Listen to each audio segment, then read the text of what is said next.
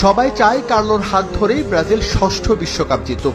আমরা গত 24 বছর ধরে শিরোপা জিততে পারিনি। কার্লোই সেই ব্যক্তি যিনি আমাদের লক্ষ্য পূরণ করতে পারেন। আমি তাকে শুভকামনা জানাতে ফোন করেছি। তার সঙ্গে কাজ করতে পারাটা দারুণ হবে। যদি সে চায়, আমি সব সময় প্রস্তুত। কার্লোর অধীনে খেলা 2 ম্যাচেই ব্রাজিলের উন্নতির ছাপ দেখেছেন কাফু। সামনের ম্যাচগুলোতে রক্ষণে আরও একটু মনোযোগী হলে ব্রাজিল পুরনো রূপে ফিরবে বলেই বিশ্বাস তার।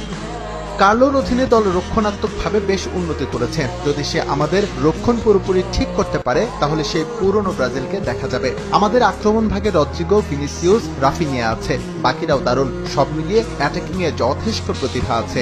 কাফু কথা বলেছেন নেইমার প্রসঙ্গেও। ইনজুরির কারণে 20 মাস ব্রাজিলের বিখ্যাত জার্সি গায়ে জড়ানো হয়নি সান্তোস তারকার। 2026 বিশ্বকাপে আদৌ তাকে দেখা যাবে কিনা সে প্রশ্ন উড়িয়ে দেয়া যায় না। তবে কাফুর বিশ্বাস, গ্রেটেস্ট শো অন আর্থের আগেই ফুল ফিট হবে নেইমার। 2026 বিশ্বকাপ শুধু খেলবেনই না, নেইমার বিশ্বকাপ জিতে অর্জনের বৃত্ত পূরণ করবে বলে